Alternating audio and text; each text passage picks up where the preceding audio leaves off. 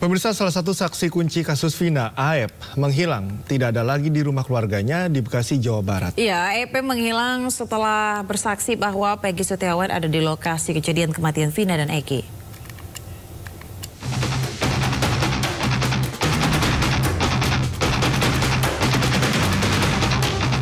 Rumah bertingkat 2 di Kampung Pilar Bulak, Cikarang Utara, Kabupaten Bekasi adalah tempat tinggal keluarga Aep, salah satu saksi kunci kematian Vina dan Eki. Namun Aep tidak dapat ditemui.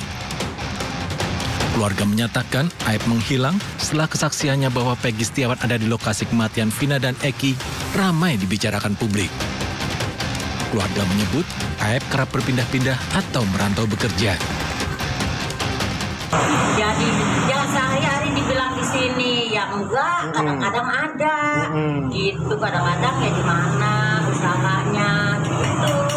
Kadang-kadang ya ada di sini paling sebulan, ntar sekali, gitu. Ya itu semenjak kejadian begini. Yang rame ini ya. Sering dipanggil Polda atau gimana dia? Ya juga ada.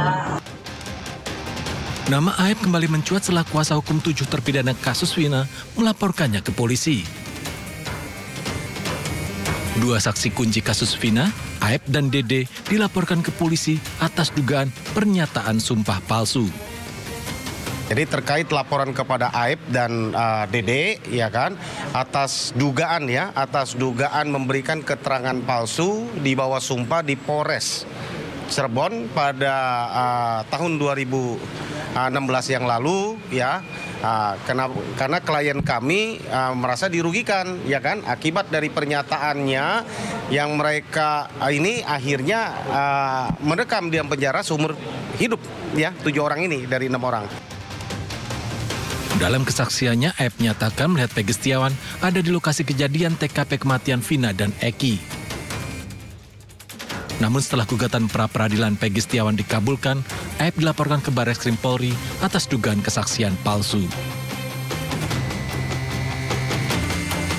Dari Kabupaten Bekasi, Jawa Barat, Didit Junaidi, iNews melaporkan. Ya, sementara itu pemirsa, kuasa hukum 7 narapidana kasus pembunuhan Vina dan Eki menjadikan hasil pra-peradilan Peggy Setiawan sebagai bukti baru atau novum. Hal tersebut terkait dengan peninjauan kembali yang akan dilayangkan ke MA.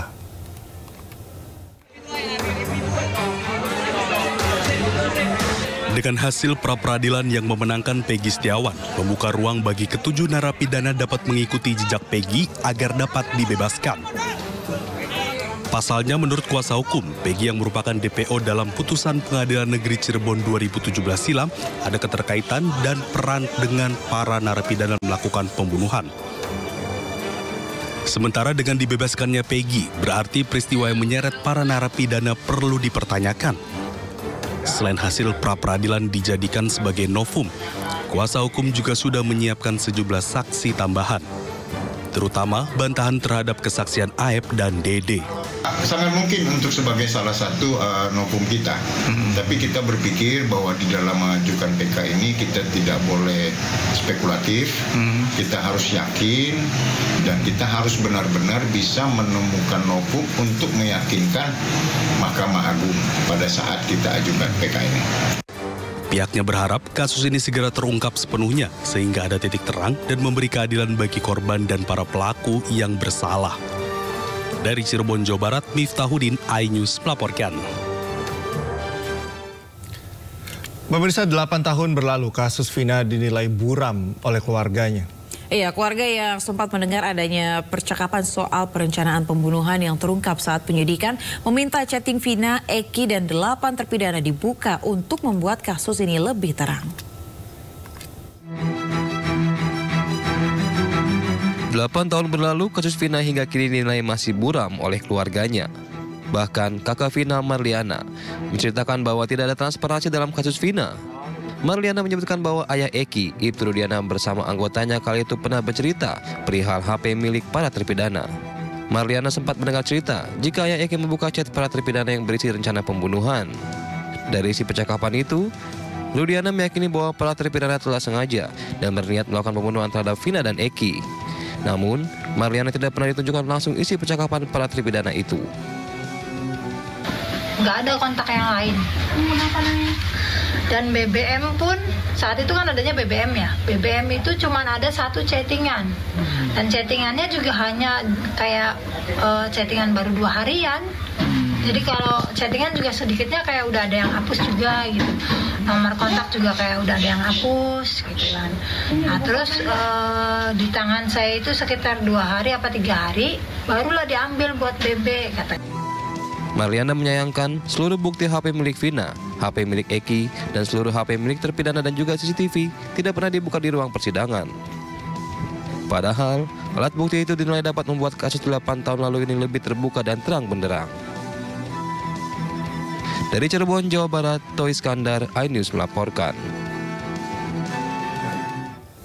Ya pemirsa, usai status tersangkanya gugur, Peggy Setiawan untuk pertama kalinya bertemu dengan kakak kandung Vina. Ya, melalui program The Prime Show iNews TV, Peggy mengucapkan bela sungkawa kepada keluarga Vina. Sementara kakak Vina menyampaikan permohonan maaf kepada Peggy yang ikut terseret kasus ini.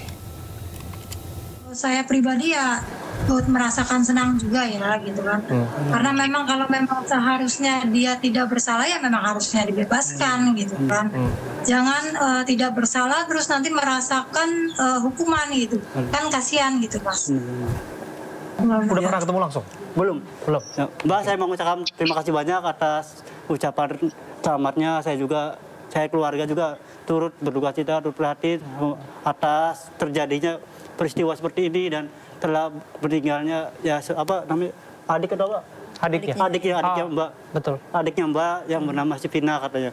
Dan saya dan keluarga juga turut mengucapkan belasungkawa. Saya dan keluarga dan semua orang-orang yang memiliki keturunan itu sangat-sangat sedih, sangat terpukul karena ada kejadian ini. Dan semoga saya harap pelaku sebenarnya itu bisa tertangkap dan bisa terungkap kasus ini. Biar terang-terangnya agar supaya keadilan bisa tetap ditegakkan.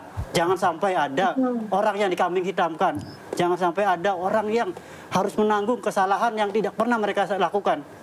Maka itu pelaku itu harus benar-benar ditangkap, harus benar-benar diungkap dengan terang-terangnya, dengan sebenar-benarnya, agar supaya tidak ada lagi kejadian seperti ini, agar supaya pelaku itu bisa merasakan bagaimana rasanya menjadi korban, bagaimana rasanya ditinggalkan oleh seseorang yang mereka sayangi, seperti itu. Sedikitnya meminta maaf, karena kasus adik saya ini gitu melibatkan orang yang tidak bersalah gitu. Tapi kan di sisi lain juga kami itu ingin juga dapat keadilan gitu kan. Ya, benar.